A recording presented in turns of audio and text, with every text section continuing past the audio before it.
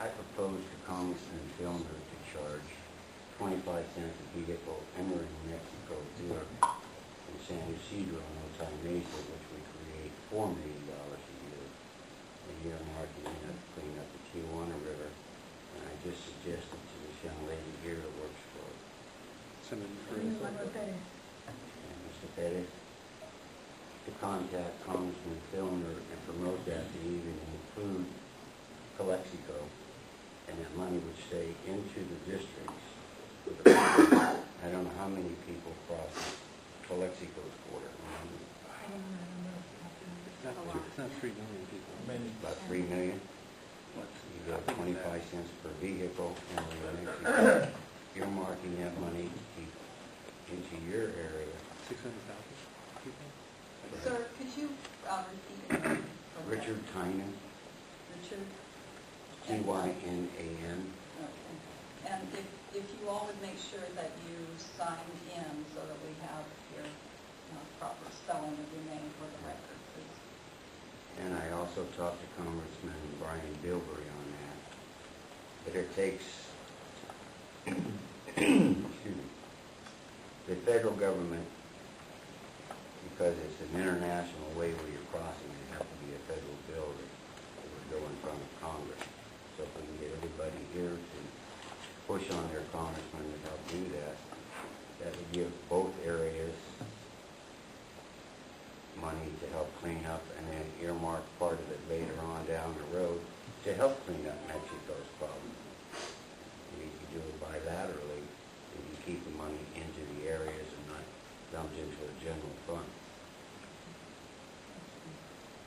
Erica?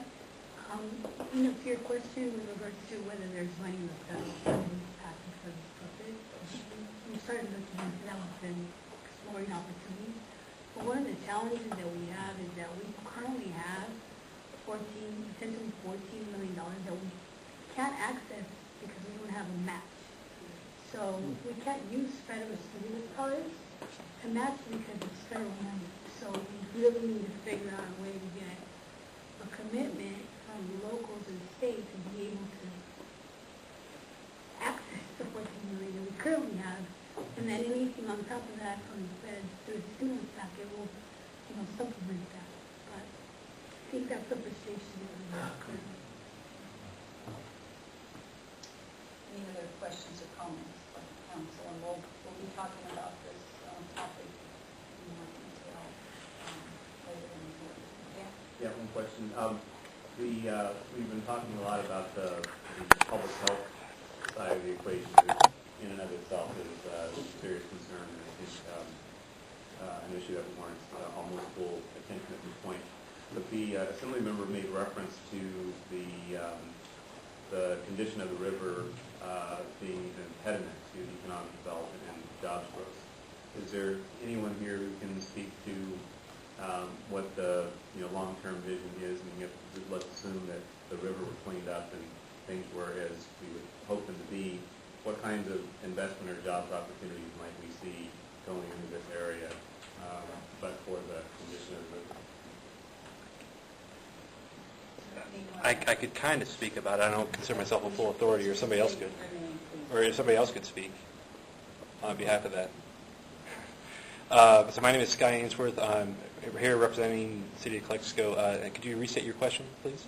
Yeah, the question was that there was reference to the condition of the river impeding economic development and jobs growth, and I was just wondering what kinds of investment or jobs opportunities might we see emerge if the condition of the river were improved over time. Mr. Glenn Baroga of Eco Design has proposed his proposal of a plant that would basically it would run the New River water through, cleaning it in a certain process, and then put out, it's not potable water, but it's cleanish water. It's certainly cleaner than what's going in. It's water that can be absorbed by the land, feed plant life, and even possibly sustain local wildlife. That's a plant, there's a whole facility that he has been proposing that would employ some people, as well as draw on local resources and put out local resources. The New River puts out a smell. That smell is, when you drive into the community, you can smell it. On top of that, considering how the New River is to the west of most of the populated areas of Imperial County, and the wind normally blows from the west to the east, that's a lot of air pollution that's being just fed into the local community. On top of that, Imperial County is its own biosphere. Imperial Valley is like a biosphere. It's a little pocket of air that just kind of sits there. You can see this when a field burns and the column of smoke rises up a couple hundred feet and then goes horizontal. That's trapping carbon monoxide in the environment. But that's part of the issue, is that even if the Salton Sea of the New River evaporates, that material goes up into the air. It's staying in the local air pocket, and like I said, that's an impediment. If you look online, there's all sorts of information relating to how bad the air quality is, how people with sensitive breathing can't live there, and so that's been hurting our winter snowbird population, retirees and elderly people with sensitive lungs coming down during the wintertime, several other things like that. Okay. One other follow-up question. Did I understand you to say that if there's some part of this work that would be that would employ some people or put some people to work helping with kind of remediation? How much of the picture is that? In other words, is it a labor-intensive? I'm painting with a very broad brush, obviously, but is it a labor-intensive type of work, or is it more of a technology solution? And secondly, if it's to the degree it's labor-intensive, what, if any, kind of workforce training or development type of plans? Maybe there's not enough activity right now to warrant training people to do things, work that's not ongoing. But is there, from a strategic standpoint, is that part of the local strategy to try to train people to do some of this work that we're trying to get funded? Yes. Yes, there will be a lot of work. We're talking about anywhere from about 200 to 300 people that will be working from the border all the way up towards the Salton Sea in different places. The biggest concentration of work will be right by the border at the end of the runway of Calexico Airport, which is where we are proposing that our plants be situated to catch the water as it comes in from Mexico, from Mexicali.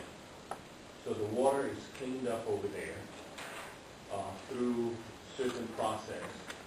We also are proposing that we will be putting in a gasification process, burning, gasifying. I purposely used the word burning and then took it away. Gasifying tires that are available both in Imperial Valley and in Mexicali to power the systems, to clean up the equipment that will be needed to clean up the water, produce electricity, and we are also planning to propose planting non-edible plants to produce biofuels, because obviously Imperial Valley is very agricultural. So part of our team are agricultural experts that know how to grow plants that will grow in the valley and produce biofuels that will be used in the valley itself. And the water that will be coming out of our systems will be clean enough that it could be used for agriculture. And as we are going towards Salton Sea, we will have 2 more checkpoints, because remember, there is more agricultural wastewater that are being fed out. So we catch them again before it ends up in the Salton Sea. And hopefully in about 6 years' time, we are at the Salton Sea, cleaning up the Salton Sea itself. Okay, and what I'm asking is, assuming you do all that, full speed ahead, do you have the local workforce capable of doing, participating in that work? 90%. Or are you farming in scientists and other experts? 90% of the workers will be coming from the local area. Right, and are they people who are here today who currently have those skills, or is A lot of them will have to be trained. Yeah. So that's what I'm asking is if we assume that a lot of them have to be trained, is there a conversation underway now to make sure that we're focusing on the training element as well at the appropriate time? Yes. But so that I have been in discussions with the proper